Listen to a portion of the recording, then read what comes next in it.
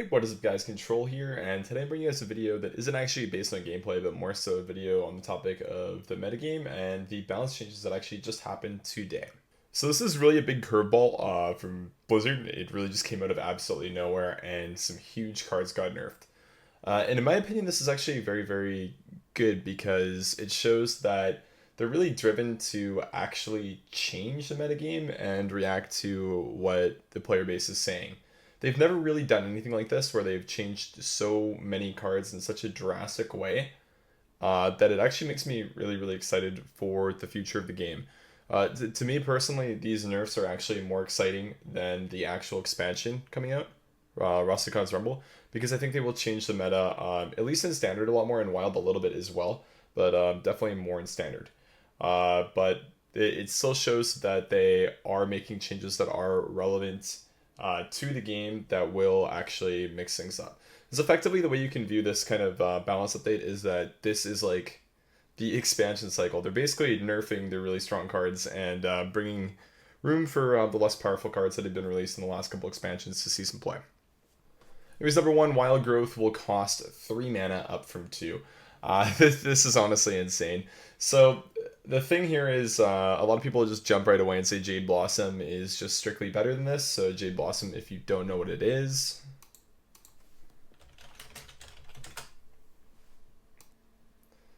Jade Blossom is a 3 mana card that will just give you effectively Wild Growth's effect with a Jade Golem as well. So you get a 1/1 and then a 2/2 when you play the second one. Problem being is you can't cycle it later on. You do not get the empty crystal to draw with. So that's why it's not strictly better. That being said, I think this is a decent change, but I think that when you're looking at the Wild Growth and then Nourish change, it's really going to make Druid, which already was a very weak class in Wild. I know it wasn't in Standard, but in Wild, honestly, just dumpster tier. It'll make it one of the worst, if not the worst class, I think, personally.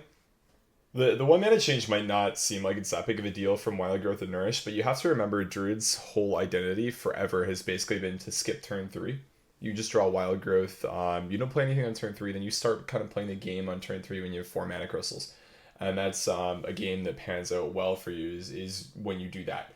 If it doesn't, it kind of sucks because on turn 3 you're maybe going to play like Ferocious Howl or just pass usually. So I think this is absolutely huge, delaying everything by a turn. And that kind of transitions really well into the Nourish, because Nourish being 6 is insane. It's fighting with the Spreading Plague slot, for example. A lot of time you would like ramp for 5 with Nourish. Like basically the best pan out with Druid before was just Wild Growth on turn 2. Turn 4 play Oaken Summons. Mana 4 play Oaken Summons. Mana 5 play Nourish for ramp, so you go to 8 crystals the next turn, then you just like Spreading Plague if you're behind on board. You're fine. And that whole kind of strategy is now completely out the window, and you really don't have anything that is similar to that at all to do. And that's where Aviana's nerf Druid in Wild has actually been really, really weak, outside of Jade Druid, I would say. So I think that this will go ahead and hamper Jade Druid a little bit, but I don't think it's going to completely knock it out. Basically, the deck will just become more interesting. Usually whenever you nerf the really powerful cards that are just core and easy to play in a deck, it makes the deck more skill intensive and more fun to play, from my perspective personally. Albeit a little bit more frustrating because the ramp is going to be really awkward to get used to, but it can potentially switch up the builds of the deck. So it should be pretty sweet, and I'm interested to see how that happens. But overall, Druid definitely is getting hamstringed very, very hard by these two nerfs in Wild and in Standard. Next up, one I am very happy about myself is Level Up. This is actually, I think, a Standard change because Odd Paladin is the highest win rate deck in Standard, or was before this change happened. But they're removing Level Up. Obviously in Wild, we still have second level up, so the deck is still going to be a thing, and it's still going to be really good. But the consistency is definitely removed by making level up an even card. So you can run it in even Paladin or just straight Recruit Paladin if you so choose to play that over Odd Paladin. But it's ridiculous how big this is. Because on turn 5, you could say like they would probably have level up or Quartermaster almost every time. But now you can't say that because now Odd Paladin can only run Quartermaster. So it's huge in Wild that this change happens, but it's even more huge in Standard. So overall, I think this is a really, really good change, and it's doing one thing that I really want to happen in this game, which is really just limit the power level of the great Baku and Gen decks we have right now in Wild. Because if you look at the decks that are arguably top tier and just better right now, the ones you can kind of point at are a lot of the even and odd decks. So like, you know, odd rogue, odd paladin, even shaman, even lock. I think even lock's fine, but the first three are really easy to play and fairly unfun to play against. You can throw in big priest there too, and that's another touching point we'll get to in a minute. But the even odd decks, I think, are going to be very problematic for the future of Wild, especially because we've been playing against them for 2 or 3 expansions now. They haven't really changed too much. And honestly, they're not very fun to pilot or play against. And it's kind of unfortunate that those are the best decks, but the consistency given by the hero powers that they hold, unfortunately, is a little bit too strong and will most likely only get stronger as time moves forward. So I would personally like to see something happen to Baku and Gen upon rotation from Standard to Wild. That will maybe change the hero powers, maybe like make paladins a 2/2 minion. I'm not really sure how you would change shamans and even shaman, but I would personally like to see some way to change that so we could get maybe a little bit of a switch up in the metagame. Otherwise, I think looking forward, we are going to be having a even odd meta basically forever. Next up is Serenite Chain Gang. Now reads Taunt Battlecry Summon another Serenite Chain Gang. So this is specifically a standard nerf just for Shudder Walk Shaman. So they're tired of Shudder Walk Shaman being a thing in standard. If you look at the theme here, basically the metagame in standard and wild did not change at all from Rastakhan's Rumble because the power level of the cards are quite low. I think like Death Rattle Hunter or like, you know, Secret Hunter and stuff got a couple new cards, but for the most part, most of the cards aren't really that playable outside of fun decks. And for competitive, it's basically just stayed the same. So if you look at this, like the Wild Growth and Nourish really mixes up Druid and makes it a lot tougher to play Druid archetypes that are slow and have the kind of ramp mindset that has kind of just been based upon. It's really tough to play the ramp style of gameplay that has been Druid's focus since Classic and Basic now because of this. 2 changes. Level up makes it a lot harder to play Odd Paladin in Standard. The deck will still be relevant, but it definitely knocks it down a notch and definitely gives room to other decks to succeed. Chain Gang now basically removes Shudder Walk. It's not the infinite combo Shudder Walk that you have currently in Standard anymore. That being said, in Wild, you can still do the infinite combo with Shudder Walk, but you do have to run double Gangster, because you do still get to summon copies of Shudder Walk, and then you can still bounce it back to your hand with Grumble.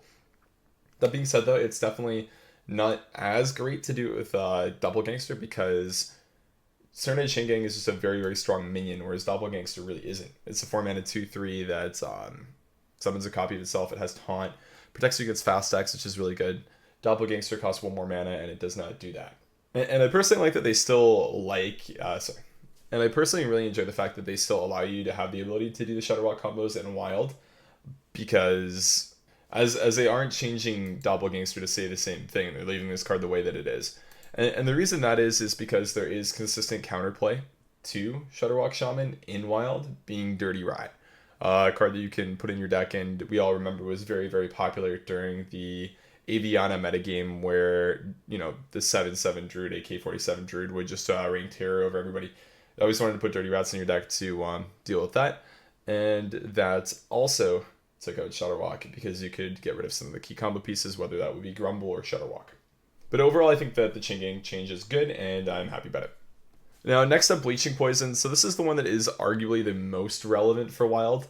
It's probably tied with Level Up, but this is it's not removing, but it's changing heavily a lot of people's least favorite deck right now. So the mill version of Kingsbane Rogue is one that is very controversial. It's up there. It's probably the top 2 controversial decks, tied with Big Priest, as people just hate playing against them because they often feel like you're not really doing anything. In the same kind of vein that Quest Rogue was when it was really, really popular and actually had to get nerfed twice in Standard. So now the change is from Leeching Poison, 2 mana, give your weapon lifesteal. It's now 1 mana, give your weapon lifesteal this turn. So obviously this is a huge change. It makes it significantly worse. But that being said, if you still use it intelligently, you could still probably play the mill version of Kingsbane Rogue, same exact deck, just with this. You would have to use it on turns where you do go ahead and Doomerang, and your aggro matchups would be a lot worse. So it would really only be good against super, super slow decks, but I still think that it could, accomplish what you wanted to accomplish, beat Big Priest. And that's one of the other talking points about this card specifically getting nerfed and Kingsbane being touched in Wild, is that this is really, really a huge deal because this is Big Priest's biggest counter, and it's just being thrown out the window, really. Other big counters to Big Priest are combo Druid decks, and those are also getting nerfed. And you can also argue Shudder Walk would be. Shudder Walk's not really played, but it can do the same thing. But the Druid decks being nerfed means you can't like just jam like Mally Druid or something and do really, really well against Big Priest, because now the time it takes you to get to 10 mana to play UI is a little bit slower to get the rest of your combo than win that way.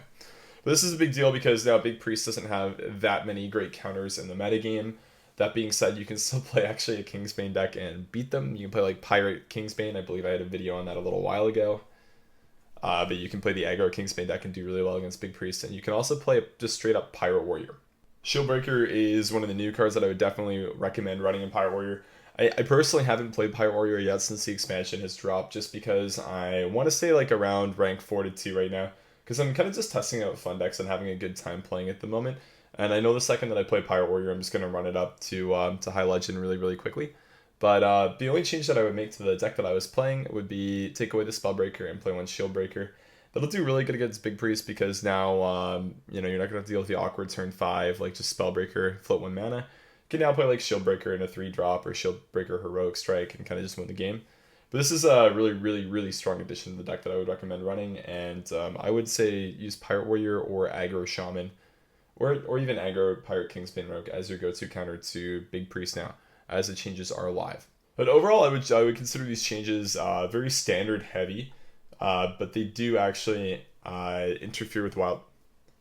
Overall, I would consider these changes all quite standard heavy, except for the Leeching Poison. I think that the Leeching Poison change is one that really was made more so for the wild side than the standard side, as Kingsbane just kind of started being a deck in standard. Whereas in wild, this is one that was definitely talked about a lot and had a lot of polarized opinions on.